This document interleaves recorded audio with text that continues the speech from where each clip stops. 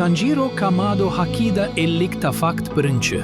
Tanjiro Kamado Demon Slayer animesining bosh qahramoni bo'lib, u oddiy oila farzandi sifatida tanishtiriladi. Bu esa uni tomoshabinga yaqinlashtiradi. Ikkinchi. Tanjiro juda mehribon va rahmdil xarakterga ega. Hatto dushmanlariga ham inson sifatida qaray oladi. Uchinchi. Uning eng noyob qobiliyatlaridan biri hid bilish sezgisining haddan tashqari kuchli bo'lishidir. To'rtinchi. Tanjiro hid orqali nafaqat joyni, balki odamlarning his-tuyg'ularini ham sezadi. Beshinchi. Uning butun hayoti oilasining demonlar tomonidan o'ldirilishi bilan butunlay o'zgarib ketadi. 6. Tanjiro oilasidan faqat singlisi Nezuko tirik qolganini bilib, hayotini uni qutqarishga bag'ishlaydi. 7. Nezuko demon bo'lib qolganiga qaramay, Tanjiro uni hech qachon tashlab ketmaydi. 8. Aynan shu sadoqat Tanjiro xarakterining eng kuchli tomonidir. 9. Tanjiro Demon Slayer korpusga qo'shilishdan oldin juda og'ir va xavfli mashg'ulotlardan o'tgan. Urokodagi Tanjiro uchun ustozgina emas, balki ikkinchi ota vazifasini bajargan. 11. Tanjiro dastlab suv nafasi texnikasini mukammal o'rganadi. 12. Suv nafasi uning xarakteriga mos, sokin, oqimli, lekin xavfli. 13. Tanjiro qo'liga tushgan Nichirin qilichining qora rangda bo'lishi juda kam uchraydigan holat. 14. Qora qilich Tanjiro taqdirining murakkab va noma'lum ekanini anglatadi. 15.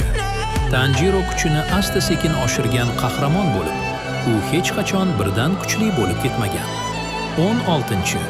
Shu sababli uning rivoji juda real va ishonarli ko'rinadi. 17. Tanjiro jang vaqtida faqat kuchga emas, aqlga ham tayanadi. 18. U raqibning harakatlarini diqqat bilan kuzatib, zaif joyini topadi. 19. Tanjiro demonlarga nafrat bilan emas, achinish bilan qaraydi. 20. U ko'p demonlarning aslida fojiali taqdirga ega bo'lganini tushunadi. 21. Tanjiro peshonasidagi chandiq vaqt o'tishi bilan kuchining ramziga aylanadi.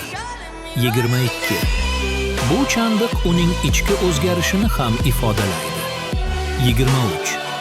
Tanjiro Hinokami Kagura texnikasini ishlata boshlagach, uning kuchi keskin oshadi. 24. Hinokami Kagura quyosh nafasi bilan chambarchas bog'liq.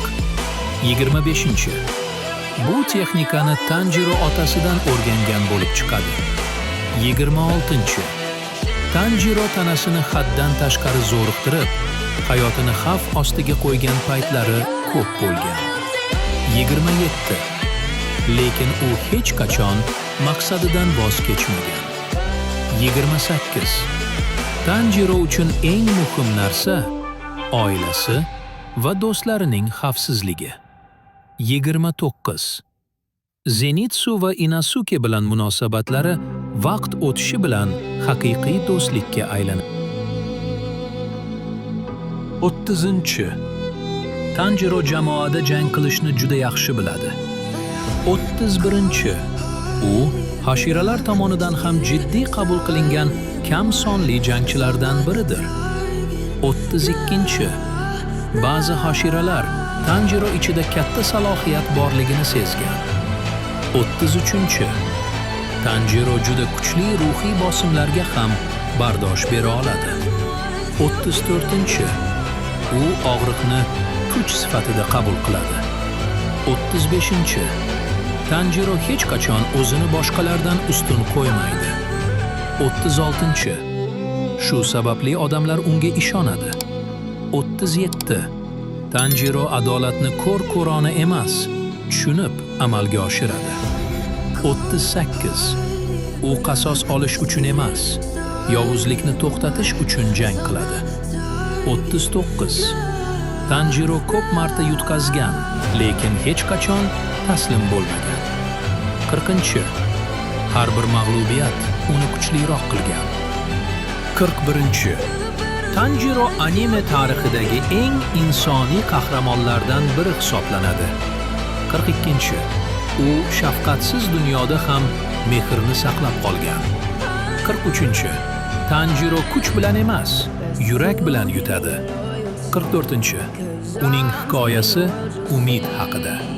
45. Tanjiro qorong'ulik ichida ham yorug'lik topa oladi. 46. Shu sababli u ko'pchilik uchun ilhom manbaidir. 47. Tanjiro singlisi Nezuko uchun yashaydi. 48. Do'stlari uchun kurashadi. 49. Insoniyat uchun jang qiladi.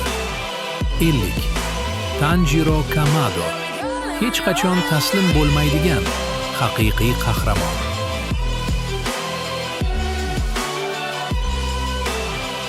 Tanjiro kuch emas, iroda bilan yutadigan qahramon. Agar video yoqqan bo'lsa, like bosing va obuna bo'ling.